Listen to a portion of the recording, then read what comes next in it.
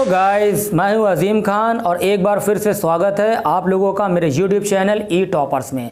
और मैं सिखाता हूं आप लोगों को अंग्रेज़ी बोलने का सबसे आसान तरीका। तो जो आज मैं थीम लेकर आया हूं उस थीम को समझ लीजिए, है ना, क्योंकि हमारा फंडा है बातें कम और काम ज़्यादा। और मैं जो भी बातें करता हूँ वो काम की बातें होती हैं और उन बातों को ज़रा ध्यान से सुना करिए, है ना, क्योंकि होता है क्या, नज़र हटी दुर्घटना घटी। पता नहीं कब मैंने ऐसा कौन सा पॉइंट बोल दिया और आपके मिस हो गया तो बिल्कुल भी अंग्रेज़ी समझ में नहीं आएगी।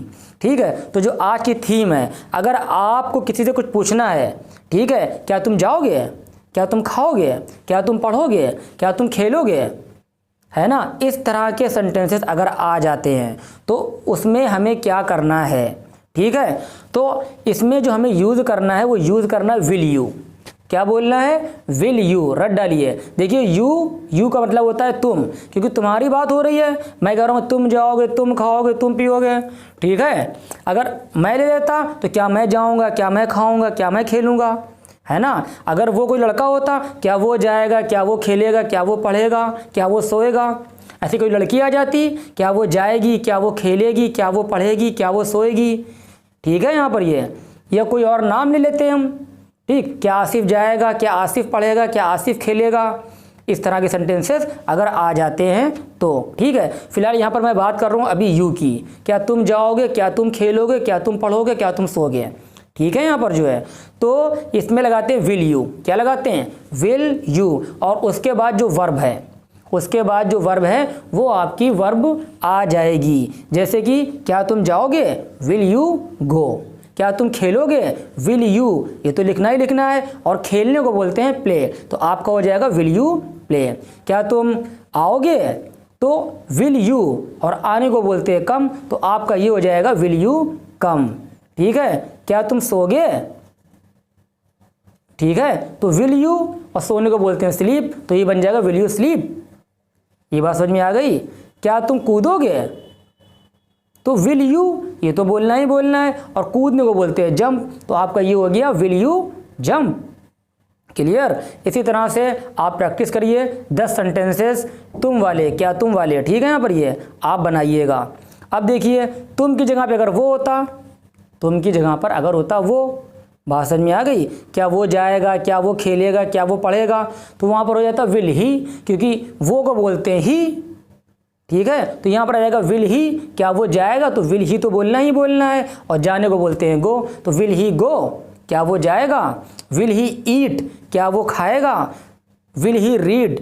क्या वो पढ़ेगा, विल ही स्लीप। क्या वो सोएगा। क्लियर। इसी तरह से अगर कोई लड़की होती, क्या वो जाएगी, क्या वो खाएगी, क्या वो पढ़ेगी, तो इसके लिए लगा देंगे विल शी, क्योंकि लड़की है और लड़की को बोलते हैं शी, मैं बता चुका हूँ उसके लिए, है ना। तो क्या लगाना है, विल शी, और उसके बाद जो वर्ब है वो आपकी वर्ब आ जाएगी। ठीक है, तो विल शी रीड, क्या वो पढ़ेगी, विल शी स्लीप, क्या वो सोएगी, विल शी टेल अ लाई, क्या वो झूठ बोलेगी, will she speak the truth, क्या वो सच बोलेगी, क्या वो शोर मचाएगी।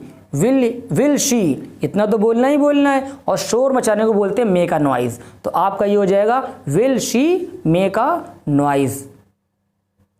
क्लियर, बात समझ में आ रही है। इसी तरह से अगर कोई नाम होता, ठीक है, नाम ले लिया आसिफ, क्या आसिफ जाएगा, तो यहाँ पर आपका विल तो रहेगा, ठीक है, और उसके बाद में नाम आ जाएगा। भाई जब तुम की बात हो रही थी तो यू आया था, जब उसकी बात हो रही थी वो तो ही आ गया था, और जब लड़की की बात हो रही थी तो शी आ गया था, है ना।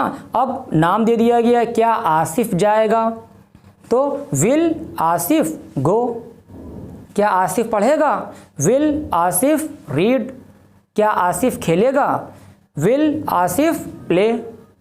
ठीक, तो थीम समझ में आ गई होगी, है ना। और मैं जितने भी वीडियोस बना रहा हूँ उन वीडियोस को ध्यान से देखिएगा, और मैं गारंटी ले रहा हूँ कि 3 महीने में, है ना, यानी कि 90 दिनों में आप अच्छी खासी अंग्रेज़ी बोलना सीख जाएंगे। देखिए, जो मैंने आपको 5 वर्ब्स के लिए कहा था, उन 5 वर्ब्स को आप लोग नोट कर लीजिए, है ना। तो पहला हमारा है कैरी, CARRY, कैरी। कैरी मतलब ले जाना, और इसी में अगर आप चाहो तो ING भी लगा सकते हो, तो कैरिंग बन जाएगा, यानी ले जा रहा, ले जा रही, ये हो जाएगा। ठीक है। दूसरा है रब, RUB रब, रब का मतलब रगड़ना। बात समझ में आ रही है? इसी में आप ING लगा दोगे तो रबिंग बन जाएगा, RUBBING रबिंग, ठीक है ना यहाँ पर जो है। और रिंग, RING रिंग, रिंग का मतलब बजाना, ठीक है यहाँ पर ये बेल बजाना, रिंगिंग द बेल, ING लगा दीजिए उसमें आप तो रिंगिंग हो जाएगा। बात समझ में आ गई यहाँ पर जो है। और नोट कर लीजिए आप निट, KNIT निट, निट का मतलब होता है बुनना। कोई चीज़ आप बुन रहे हैं, ठीक है, स्वेटर वगैरह बुन रहे हैं तो उसके लिए निट आ जाएगा। और अगर ING लगा देंगे तो आपका बन जाएगा यहाँ पर निटिंग। क्लियर यहाँ पर जो है। और उसके बाद में आपका आ जाएगा स्वीप, SWEEP स्वीप, स्वीप का मतलब होता है झाड़ू देना, झाड़ू लगाना, ठीक है। अगर आप चाहो तो ING भी लगा सकते हो इसमें, है ना, तो क्या हो जाएगा स्वीपिंग, मतलब झाड़ू दे रहा, झाड़ू दे रही, कुछ भी हो सकता है, रहा रही लग जाएगा, ठीक है ना।